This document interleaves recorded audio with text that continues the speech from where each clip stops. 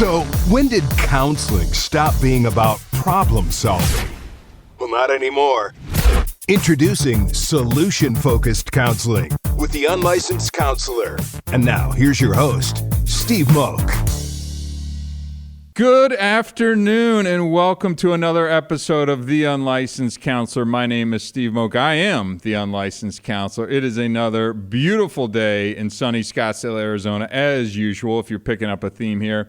And another theme you might pick up on if you've been listening, grateful to be here, right? Always try and incorporate a little gratitude into my life. Not something I've been known for my entire life, but it's never too late to kind of pick up a new hobby or outlook or something like that and, you know, incorporating a little more gratitude and even being vocal about it, even if it sounds stupid, I think is kind of fun. And I like to set my intention that way. So there, take that. Hey, so grateful to have you along, and thanks for the listen and the follow, the like, the share, subscribe, and all that good stuff. So going to keep it a little lighthearted today. I know we've dug into some pretty interesting, heavy topics over the last few weeks and months. But really, we're getting ready to come up on the 4th of July holiday. We got travel, we got family, we got plans, we got quote-unquote fun that we're all supposed to be happening. I want to talk about how maybe to avoid some conflict when you're traveling with your family, right? I want to give you some examples and some strategies on maybe, as we're all getting together and we're all looking to have fun, that maybe we can keep it more fun, less headache, right? But before we do that, let's go ahead and get started by saying a big thank you, as always, to our sponsors. Again, they've been with us there from the beginning. First off, I want to say thank you to our friends at ShareTech. ShareTech is the only drug and alcohol test that I would use, that my friends and family and hopefully now listeners of the show will use. It is the most accurate and comprehensive drug and alcohol test available on the market. Look, go to betterdrugtest.com. Take a look at how that test is administered. It is a lab-based test where the sample is collected and sent off to a lab where it is run on a machine. This is not a drug test that you provide a sample into a cup and hope that that little $1, $2 strip that's within inside of that cup gives you the accurate results that you're looking for. Look, I know people are going to make $30, $40, $50, $60,000 treatment decisions, custody decisions based on the accuracy and the results of those drug tests. Why trust it to something that you're really unsure of that result? Go to betterdrugtest.com, pick up the ShareTech drug test. Trust me, if you need to know, ShareTech is the only test to be using. And again, big thanks for supporting us as we continue to grow this podcast and audience. Next up, our friends at EasySheets.club. Look, you've heard me talk about it. I love it. It's $50. I get fresh, pressed sheets sent directly to my front door. You can do it even more frequently than monthly. You can do it every 2 weeks as well, too. I like the bamboo. Pressed, clean, professionally laundered.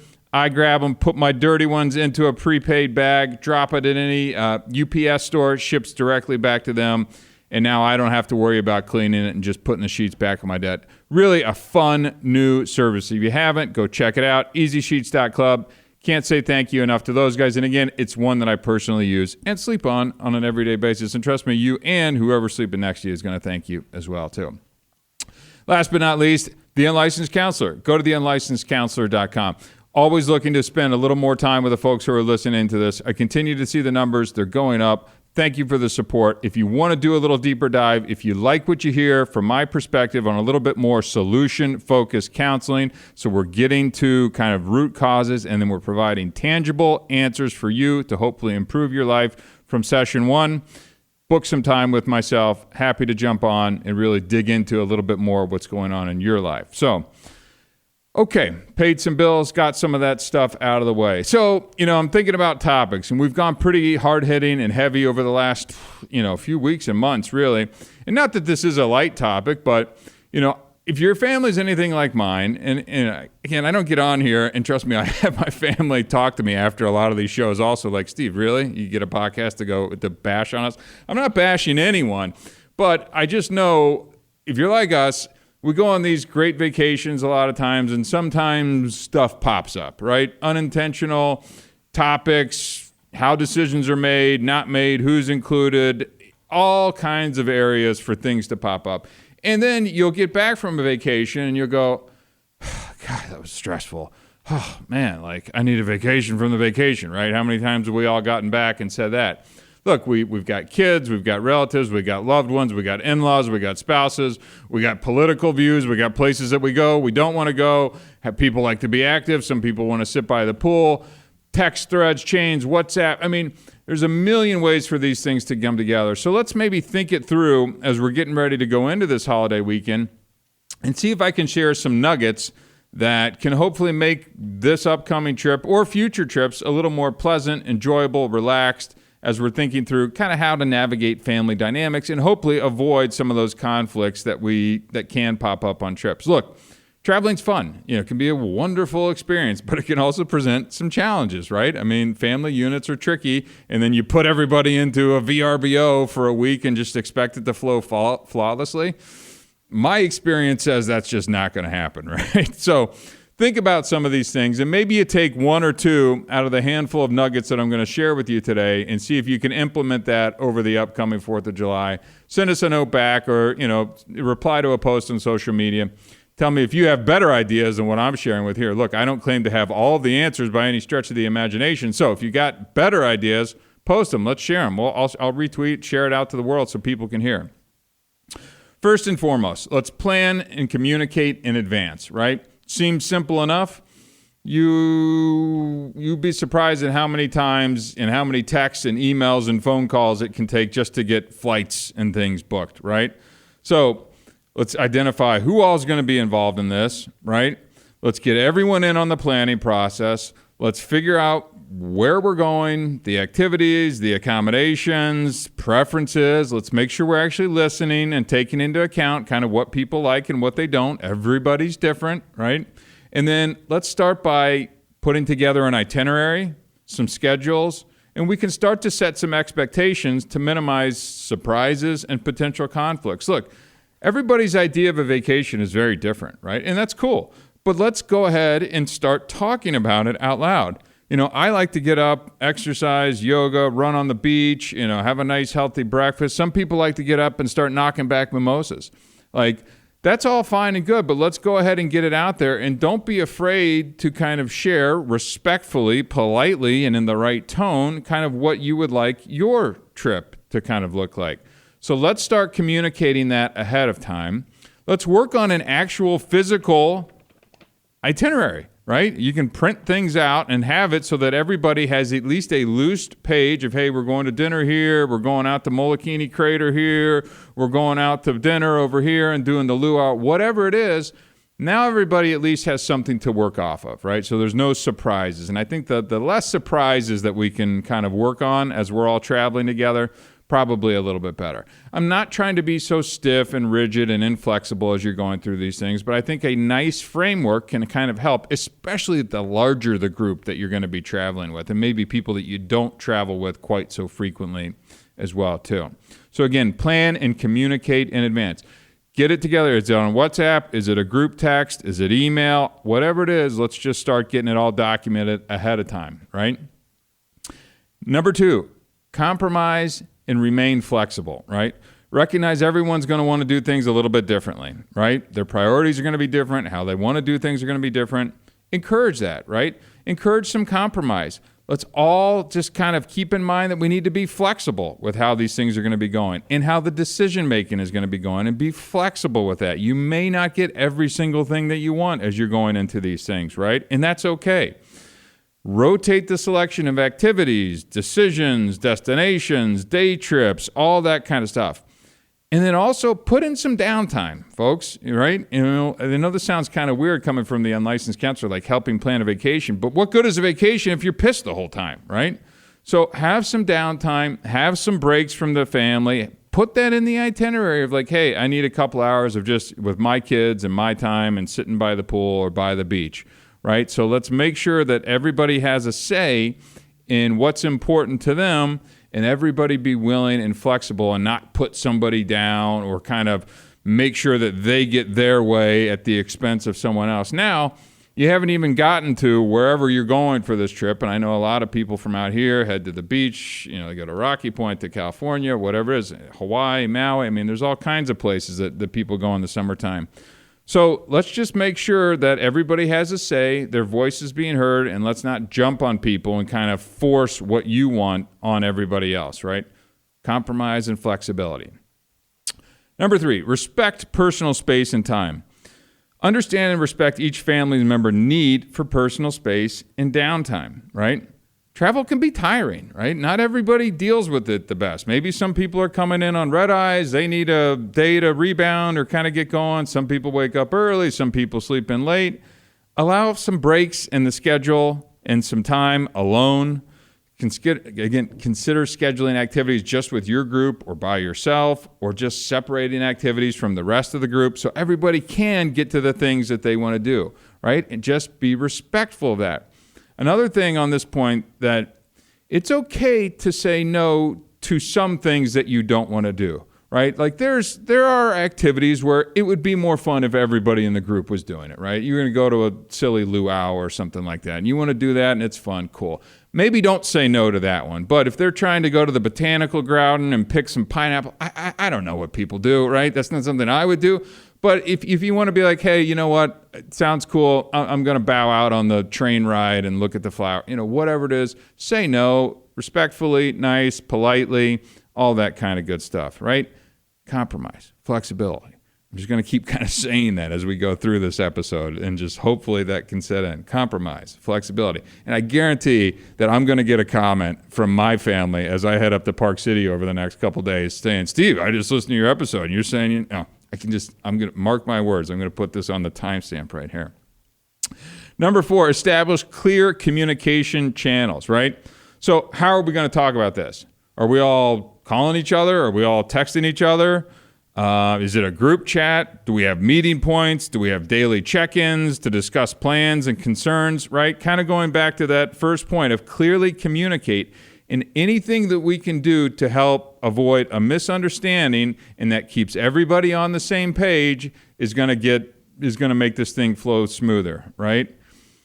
It's probably a good point in time to also say, watch out on how much everybody's hitting the sauce, the booze, the bottle while we're out there as well too, right? And making sure that it's, 11 o'clock at night and you're making drunken plans with 2 or 3 of the family members and the other folks have been asleep for the last 2 or 3 hours. So something to keep in mind, right? Just something to keep in mind that, hey, let's get a group chat. We'll have breakfast here every morning. We can just set it. We're going to be down here at 8 or 9 every morning having some. If you guys want to join us, great. If not, shoot us a group text and we'll just kind of make our plans for the day. Simple, little things that seem like no-brainers, but hey, this is what I'm here just to kind of hopefully spark a little conversation as you're going into your trip right now. How about this one? Allocating some responsibilities, right? So among different family members, I know we probably all have certain family members who like to take the point on these things. Maybe they put it into spreadsheets and things like that. That's all fine and good, but let's also make sure to kind of share that amongst everybody so not one person is feeling like they're shouldering the entire load of being kind of the tour guide and concierge for all of this as well. Maybe that person, even though they may enjoy that sometimes, and maybe they don't, but that's going to feel like a little bit more of a working trip than maybe that person needs to. So if we can assign some tasks like researching attractions, making reservations, getting transportation set up, this way, not one single person is kind of overloaded with kind of making sure that they're doing all this and they're coordinating. And look, if somebody's texting you on this, be sure to respond, yay or nay in a timely manner for these things. I've seen group threads where it's like, you're kind of held hostage sometimes by people who aren't responding or not getting back. And it creates tension, and then it's poor, just common courtesy, really. So just something to keep in mind. Let's get everybody involved. Again, reducing misunderstandings, reducing conflict, reducing resentments because I put this whole thing together and blah, blah, blah, blah, blah. And then, by the way, if you speak up ahead of time, then we're going to probably coordinate to a restaurant that you're going to want to go to or an attraction you're going to see or just regular old beach time or whatever the heck it is, right? Number 6, practice some patience and understanding, right? Travel can be stressful. I mean, it just is. I mean, airlines are not always the most fun. I mean, this week I'm looking through, watching the news, and there just seems like delays, and more delays. People lose bags, their flight gets delayed, car wasn't reserved or got canceled, Unforeseen circumstances. In my notes, I wrote may arise. Just assume that they will arise, right? So a little bit of patience, a little bit of understanding amongst the family members, a little bit of grace, right? I think I've talked about this in some of the recent podcast episodes as well, too, is going to go a long way. Now, remember, everything will not go according to plan. I don't care if you take every single step in what we're talking about today, right? So remain adaptable, right? Try and unclench the jaw, take a breath. You're on vacation. Let's remember that we're supposed to be having some fun. Let's try and maintain a positive attitude. How many times have you gone on those trips and just somebody is just like, just Debbie Downer over here? I mean, let's keep a positive kind of attitude as you're going through this thing. And I think it's going to minimize conflicts. We're going to be able to support each other a little bit more. And again, the whole goal is family time and fun, right? So just if we set our expectations that right now, before you even go out of town, or maybe you're already there, and just be like, stuff's going to go wrong. People are going to miss stuff. They're going to be stressed. A work thing's going to come up. There'll be an argument within the group. Like, just adapt, take a breath. Let's not blow it up into a bigger thing. And let's practice a little patience and understanding, right? Next up on the list, balance group and individual activity. So finding a balance between the group and individual exploration, right? Plan some events that we want everybody to go or would like everybody to go to. Again, you're taking the boat ride out to Molokini Crater, out to Maui, so you can do some snorkeling and have some fun and take some pictures out there. But then let's make sure that we schedule some time for individuals who maybe want to go see the water spout over here, or the seals, or whatever it is into their interest, but may not be of you. Let's just go ahead. Let's get that into the itinerary where you've got blocks of time that not everybody, and look, I'll just say it because not everybody wants to do it. Not everybody wants to spend every single minute together, right? I'm just going to say that. I don't want to spend every single minute together. And look, VRBO is a popular thing these days. And if you're already packed into a house, more reason to schedule individual time as well, too. And look, maybe somebody can even watch your kids and the parents can go out or get a babysitter. Find some ways to make sure that you get a little bit of time so you don't come back from that trip going, I'm gassed, right? I'm just wiped. And that's just no fun. The point is to be able to relax. So just make sure that we're keeping that in your mind, that you got some things that you can do independent of the group. And there probably could be, some more thought put into the VRBO dynamics as well, too. If you're packing folks in, man, I think we should put an asterisk or star next to a lot of these points to really hammer these things out because, if it goes south and you're in some 7-bedroom thing down in Rocky Point, I mean, that's a long next couple days that you're going to be bumping into somebody. So a little more reason to practice patience and understanding, right? Now, here's one that it needs to be accounted for, and everybody comes into this in a different position. Budget, right? So, I'd love to go to Maui all the time. I don't think that's necessarily in the budget to do a month-long Maui, visit for myself right now. And so when you're suggesting things or you're kind of in the planning stages of getting these trips, or even when you're on the trips, maybe that you want to do the helicopter tour and maybe that they just want to do a walk down the beach and some snorkeling, right? Let's discuss some of those things ahead of time as well, too, and be sensitive. People get sensitive around money. They don't want to be embarrassed. They don't want to be shamed, right? So just establish some budget and some guidelines. This is a very common source of conflict during travel. So setting some budgetary guidelines, discussing kind of expectations, how are we going to pay for dinner when 17 people go out to, one of these fish houses or something, and all of a sudden you got a $2,700 bill. How are we doing it? Just get this stuff out ahead of time so it's not time of the thing. Maybe people have had a couple pops and all of a sudden there's a little ambiguity. Now we got a little stress and we got a little tension and things, start to get a little sideways. So financial expectations, determine who's going to be responsible for specific expenses and agree on spending limits to avoid misunderstandings and disagreements, right? Just more we talk, less conflict. More we communicate, less disagreement, right? And money is a sensitive one. So just be mindful of that as you're kind of going through all these things, right? Now, we're talking about vacation. I keep saying it's supposed to be fun.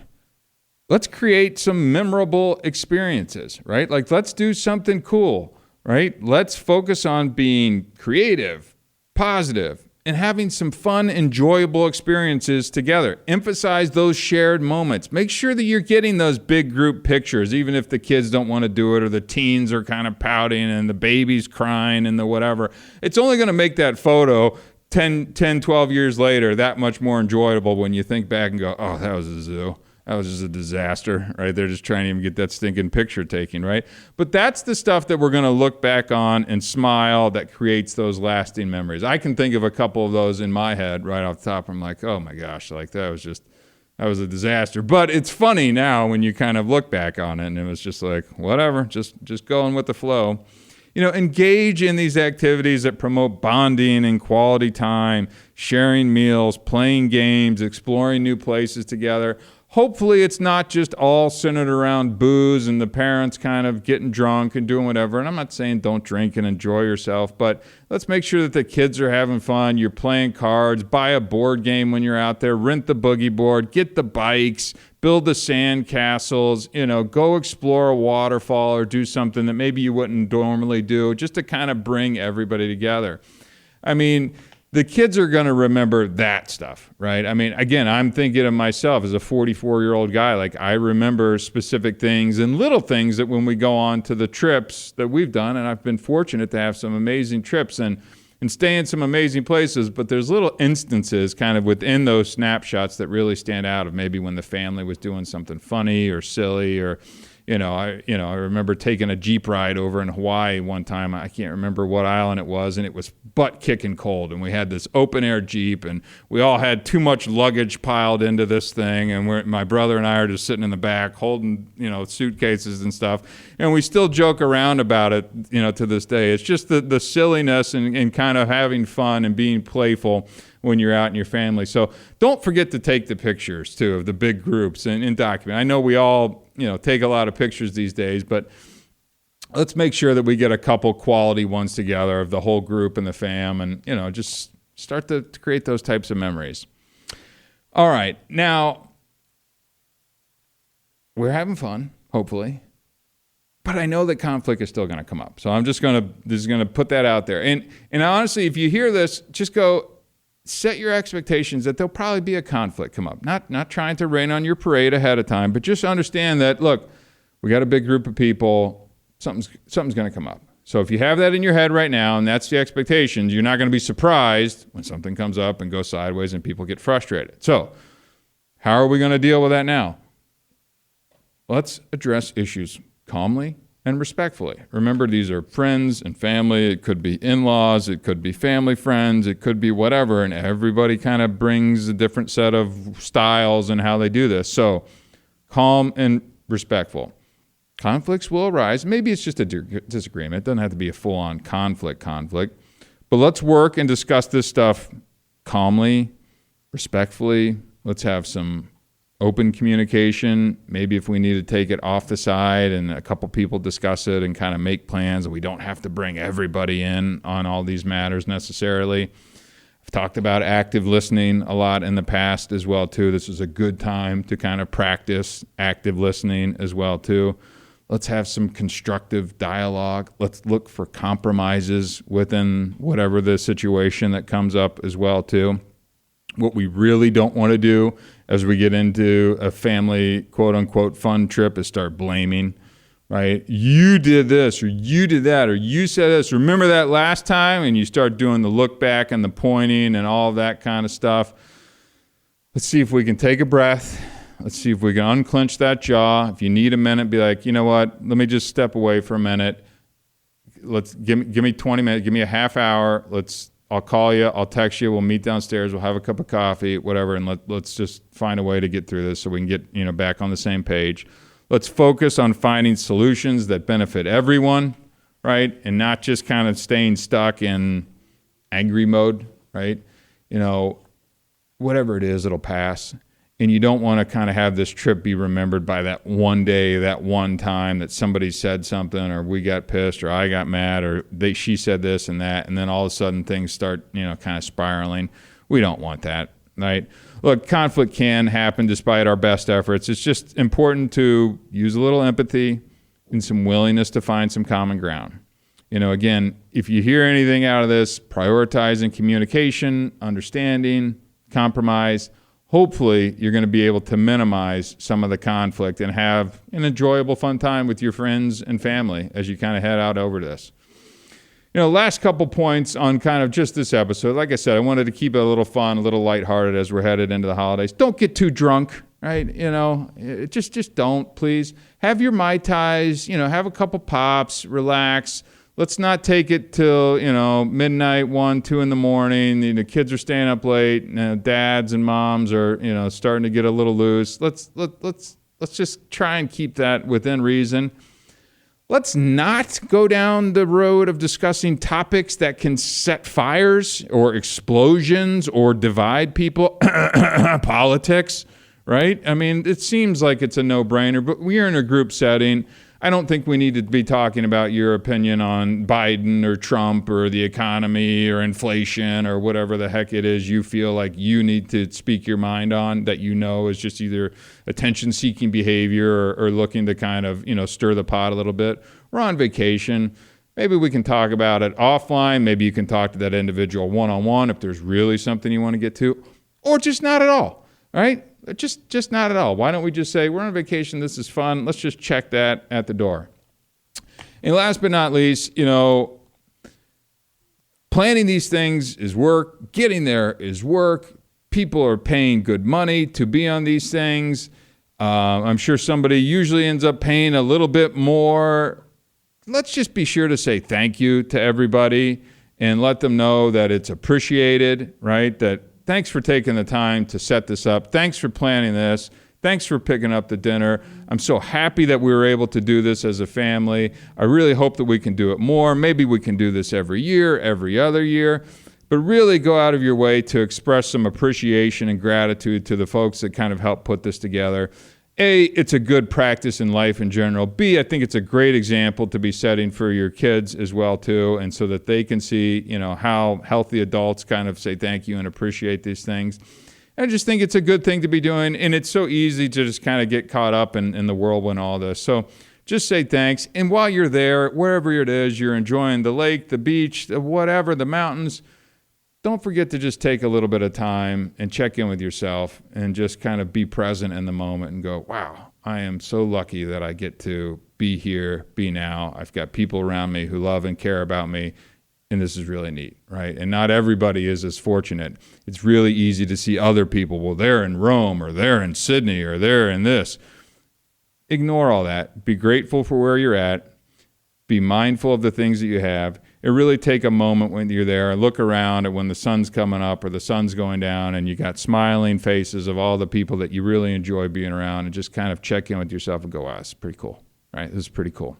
So, little different episode of The Unlicensed Counselor today. Thought it might be a little timely just to plant some of these nuggets as we're all doing road trips. We could even do another one just on the road trip part of this. You're flying, you're driving, wherever it is, mountain, beach. Have fun, be safe, enjoy your time, smile a little bit, unclench that jaw, take a deep breath, look around and enjoy wherever the heck it is. My name is Steve Moog. This is The Unlicensed Counselor, and thank you very much for your time.